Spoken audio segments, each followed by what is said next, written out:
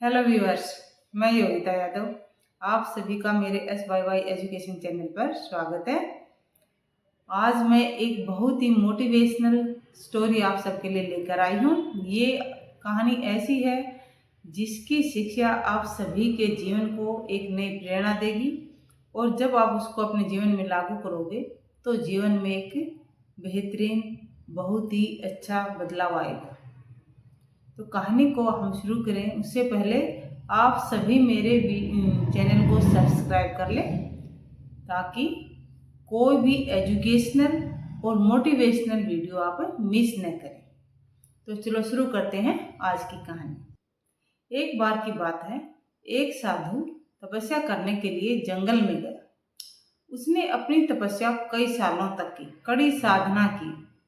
इतने दिन लग गए कि उसके बाल बहुत ही लंबे हो गए और हवा के चलने से आपस में इस प्रकार से उलझ गए कि पक्षी भी भ्रमित होने लगे। पक्षियों ने सोचा कि ये जगह तो घोंसला बनाने के लिए सबसे अच्छी है और यह सोचकर एक पक्षी ने साधु के बालों में अपना घोंसला बना लिया और घोंसले में अंडे दे दिए। जब साधु की साधना पूरी हुई तो साधु उठने ही वाला था कि उसे एहसास हुआ कि उसके बालों में एक घोंसला बना हुआ है और उसमें तो पक्षी ने अंडे भी दे दिए हैं। पक्षी हर रोज आता है, अपने अंडे सेता है।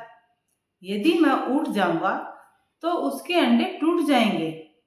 अच्छा यही होगा मैं कुछ दिन और बैठा रहूं जब तक पक्षी अपने अंडों से चूजे बाहर न निकाल ले। अब समय बीतता गया, पक्षी आता रहा और अपने अंडे सेता रहा और कुछ ही दिनों के बाद अंडों में से छोटे छोटे चूजे निकले।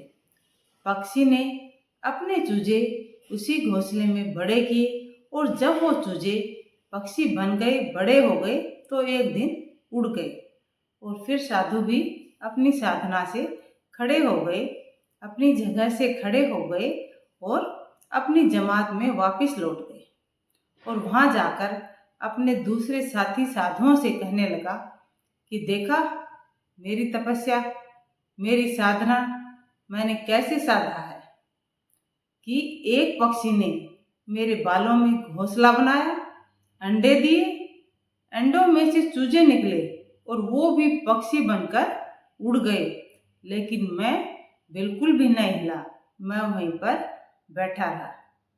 यह बात सुनकर दूसरे साधुओं ने देखा कि इसमें तो बड़ी अकड़ आ गई है, बड़े ही अहंकार से बात कर रहा है। उन्होंने कहा, हे भाई, अभी तूने साधना कहाँ सीखा है? साधना क्या है ये जानना है तो तुम सेठ तुलाराम के पास जाओ। तुलाराम का नाम तुलाराम इसलिए पड़ा था क्योंकि वो तोलने का काम करता था। अब दूसरे साधुओं की ये बात सुनकर साधु के अहंकार को ठेस लगी और बोला कि ठीक है, मैं तुलाराम के पास जाता हूँ। साधु तुलाराम के पास गया और वहां जाकर देखा कि तुलाराम अपने ग्राहकों के बीच में व्यस्त है। बिल्कुल ग्राहक आ रहे हैं और तुलाराम अपना सामान तोलने में व्यस्त है। वो किसी पर कोई ध्यान नहीं दे रहा है, वो केवल आने वाले ग्राहक पे ध्यान दे रहा है और उसको क्या सामान देना है उस पर ध्यान दे रहा है, कितना सामान देना है वो अपने तोलने के काम पर ही ध्यान दे रहा है। साधु को वहां खड़े खड़े काफी देर हो गई। बहुत से लोग आए, सामान लेकर चले गए, लेकिन तुलाराम ने किसी की ओर भी कोई ध्यान नहीं दिया। वो केवल अपने ग्राहक पर ही ध्यान देता था।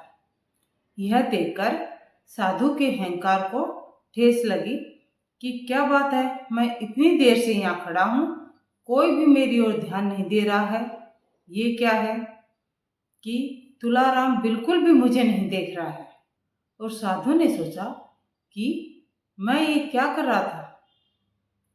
साधना तो ये तुलाराम कर रहा है जो बिल्कुल भी किसी के आने से विचलित नहीं हो रहा, पूरा ध्यान अपने काम पर है।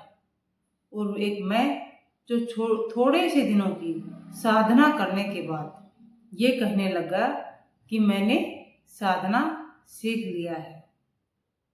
और साधु को गलानी हुई कि वो थोड़ी सी साधना करने के बाद कैसे अहंकार से भर गया। साधना तो तुलाराम की है, जो किसी के आने जाने से बिल्कुल भी डिस्टर्ब नहीं हो रहा है, पूरा ध्यान अपने काम में है। इसे कहते हैं साधना। और साधु को अपनी गलती समझ आ गई। इस कहानी से हमें यह शिक्षा मिलती है कि हमें भी तुलाराम की तरह अपने काम पर पूरा फोकस करना चाहिए, पूरा ध्यान देना चाहिए। दूसरों की एक्टिविटी से हमें डिस्टर्ब नहीं होना चाहिए, क्योंकि एक बेहतर फोकस करने पर ही एक बेहतर रिजल्ट आता है। ये शिक्षा सभी पर लागू होती है। विद्यार्थियों को भी इसी तरह से अपना अध्ययन फुल फोकस करके करना चाहिए, बिना किसी डिस्टरबेंस के।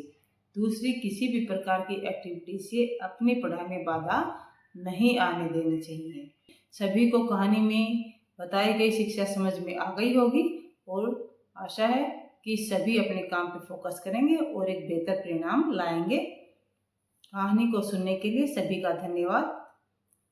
और मोटिवेशनल और एजुकेशनल वीडियो देखने के लिए मेरे चैनल को सभी सब्सक्राइब कर लें। धन्यवाद।